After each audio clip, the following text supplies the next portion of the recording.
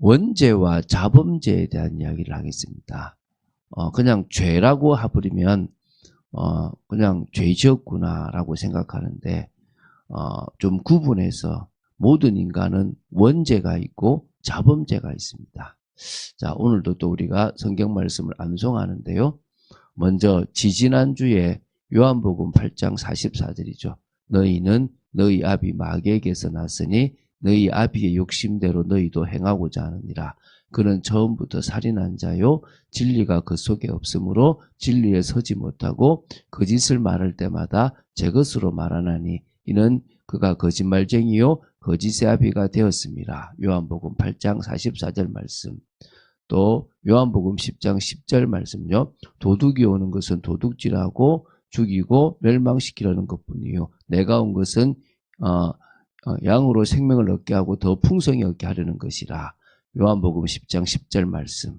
자, 오늘 볼 말씀은 이번 주에 볼 말씀이죠. 에베소서 2장 1절 말씀입니다. 그는 허물과 죄로 죽었던 너희를 살리셨도다. 네, 허물과 죄로 죽었던 너희를 살리셨다. 그러면 우리는 허물과 죄로 죽었다. 그죠?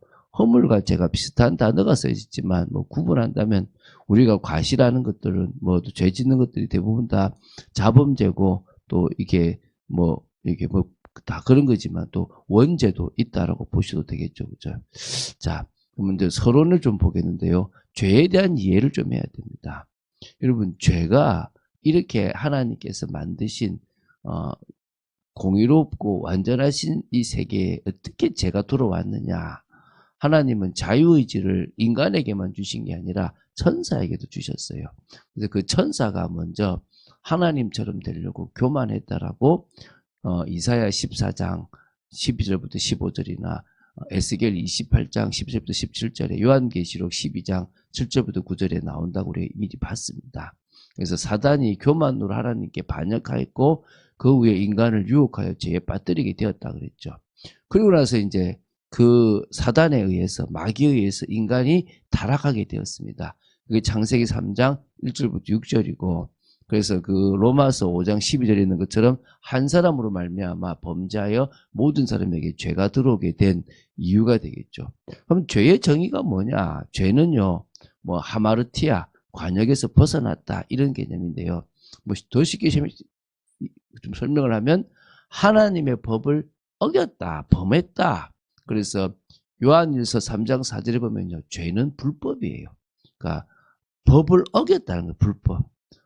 또 로마서 3장 23절에 있는 것처럼요, 하나님의 뜻에 미달인 거예요. 모든 사람이 죄를 범하였음에 하나님의 영광에 이르지 못하는 거예요. 영광에 이르지 못하게 된 상태가 죄를 지어서 가게 되는 거죠. 또 로마서 14장에는 이렇게 나와요. 믿음으로 하지 않는 것은 다 죄다.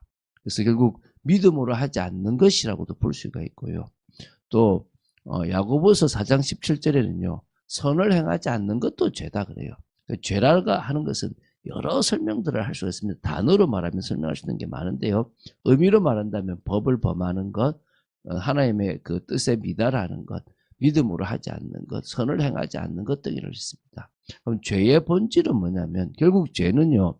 하나님께 대한 반역입니다. 하나님의 주권을 거부하는 거예요. 나의 인생에, 이 세상의 인생에 하나님이 주권하시고 통치하시는 것을 거부해버린 거예요. 그리고 자기 중심적인 거예요. 하나님 중심으로 살아가야 될 우리가 나 중심으로 살아가 버리면 결국 그것이 죄가 되는 거예요. 결국은 한마디로 불신앙이죠. 하나님을 믿지 않는 거예요. 이런 것들이 결국은 죄의 본질이라고 할 수가 있습니다. 자, 그러면 그 죄에 대한 종류로 이제 오늘 나눌 건데 원죄가 있습니다. 원죄를 가지고 태어난 모든 인간인 거예요. 그러니까 태어나는 순간에 인간은요, 원죄를 가지고 태어나요. 그래서 우리가 어떤 의미에서 갓난아이가 태어나서 죽어도 이 아이에게는 원죄가 있지 않냐라고 이야기하게 되거든요.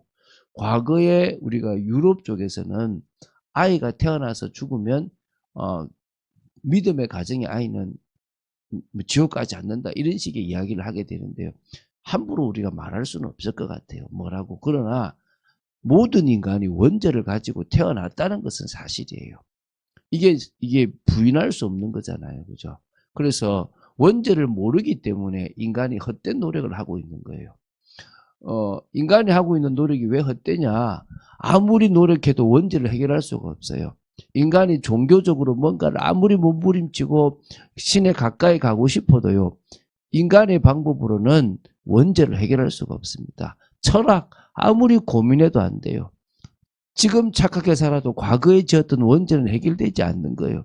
아담과 하와 때문에 내려왔던 이 원죄는요, 해결되지 않습니다. 그래서 원죄는 창세기 3장에 나오는 사건인데요, 아담의 범죄를 의미해요. 그래서 한 사람의 범죄로 말미암아 모든 사람이 죄인이 되었다라고 얘기해요. 이 대표성의 원리거든요. 그래서 원죄는 아담의 후손인 모든 사람에게 적용되는 거예요. 근데 뭐가 적용되느냐? 책임이 적용되고 죄의 오염이 된 거예요. 첫 번째가 아담이 죽어야 되는 것처럼 인간도 죽어야 되는 거예요. 모든 인간. 그래서 태어날 때 사망이 오게 되는 거예요. 그래서 하나님을 떠났고 영적인 그 영원한 지옥으로 갈 수밖에 없는 상황인 거죠. 해결하지 못하면 이 죄에 오염됐어요.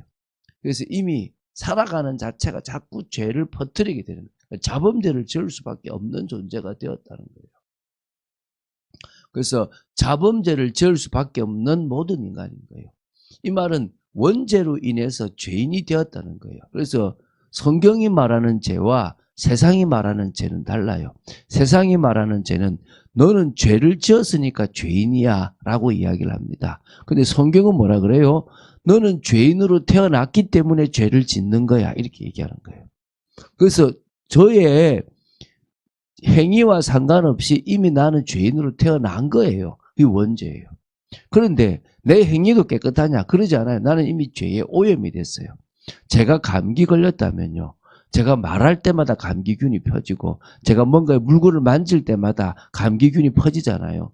제가 원죄를 가지고 죄에 오염이 돼 버리니까 하는 행동들마다, 품는 마음마다 거의 죄를 짓는 것으로 갈 수밖에 없는 거예요. 이게 이제 원죄로 태어났기 때문에 그런 거예요.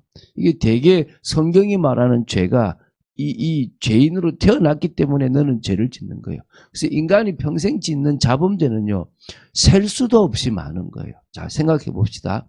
하루 24시간인데 24시간 내도록 하나의 죄를 짓는데 허비할 수도 있겠죠. 뭐 살인자나 도둑질은 그렇게 할 수도 있잖아요. 근데 그렇게 말고 그냥 딱 1초만 죄를 졌다 칩시다. 그래도 하나의 죄를 짓겠죠? 그렇죠? 그러면 하루에 딱 1초만 죄를 지었다고 해도 나는 하나의 죄를 지었어요. 1년이면 365개 죄를 짓는 거고 10년이면 3650개 죄를 짓는 거예요. 그러면 우리의 인생이 하루에 1초 하나만 죄 짓겠어요? 얼마나 많은 죄를 짓겠어요? 마음으로 정죄하고 또 막 판단하고 또 막 험담하고 욕하고 막 얼마나 많은 죄를 짓고 합니까? 그죠? 뭐 교통법규도 뭐 저 잘 어기기도 하니까요. 많은 죄를 짓잖아요. 그럼 그 모든 죄로 말하면 나는 죄 구덩이라고 말할 수가 있겠죠. 그렇죠. 그래서 또 그 중에 또 우리가 우상을 섬기는 죄가 있어요. 하나님의 자리에 세상의 것이나 피조물이나 다른 거를 두는 경우가 있단 말입니다. 그럼 이거는요, 나만 망하는 게 아니에요. 후손에게도 망하는 거예요. 이 죄가 후손의 죄는 아니에요. 이건 내 죄예요. 내가 우상 숭배한 나 죄인데 이게 영향은, 재앙은 나 때도 가고 3, 4대까지 내려가는 거예요. 참 이런 죄도 있어요.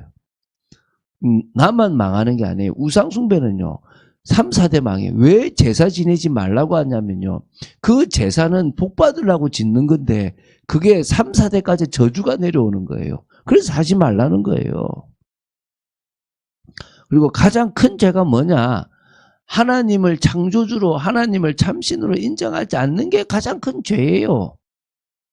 우리가 우리 삶 속에 하나님을 하나님으로 인정하지 않고 내가 하나님의 자리에 있어서 내 멋대로 하려고 하는 게 죄라는 가장 큰 죄라고 보시면 돼요. 자, 그래서 예수님의 십자가가 너무너무 중요한 거예요. 모든 죄에서 구원하기 위한 하나님의 사랑인 거예요. 성경적 근거가 중요하죠. 로마서 6장 23절에 죄의 삭은 사망입니다. 그리고요, 그래서 다 죽어야 되는데 히브리서 9장 22절에 피 흘림이 없으면 죄사함도 없다 그럽니다. 그러니까 피 흘림이 필요한 거예요. 베드로전서 3장 18절에 그리스도께서 단번에 죄를 위하여 죽으사 의인으로서 불의한 자를 대신하셨으니 이는 우리를 하나님 앞으로 인도하려 하심이라 육체로는 죽임을 당하시고 영으로는 살리심을 받으셨으니 라고 했습니다. 이게 성경적 근거예요. 좀 더 이제 또 계속 보겠죠. 십자가는 그래서 하나님의 사랑입니다. 요한복음 3장 16절 하나님이 세상을 이처럼 사랑하사 독생자를 주셨으니 이는 그를 믿는 자마다 멸망하지 않고 영생을 얻게 하려 하심이라. 로마서 5장 8절에 우리가 아직 죄인 되었을 때에 그리스도께서 우리를 위하여 죽으심으로 하나님께서 우리에 대한 자기의 사랑을 확정하셨느니라. 그래서 예수 십자가만 우리는 증거하는 거예요. 고린도전서 1장 18절에 십자가의 길이 멸망하는 자들에게는 미련한 것이고 구원을 받는 우리에게는 하나님의 능력이 된다. 고린도전서 2장 2절에 내가 너희 중에 예수 그리스도와 그가 십자가에 못 박히신 것 외에는 아무것도 알지 아니하기로 작정했다. 말도 안 하겠다. 갈라디아서 6장 14절 그러나 내게는 우리 주 예수 그리스도의 십자가 외에 결코 자랑할 것이 없으니 그리스도로 말미암아 세상이 나를 대하여 십자가에 못 박히고 내가 또한 세상에 대하여 그러하니라. 그리스도 외에는 자랑할 것이 없다는 거. 십자가 외에. 여러분 우리가요 은혜를 찬양할 수밖에 없는데 죄에서 해방된 이 은혜를 진정으로 은혜라고 생각되고 찬양해야 될 줄로 믿습니다. 그래서 일꾼이 어떤 일꾼이 가장 귀한 일꾼이냐?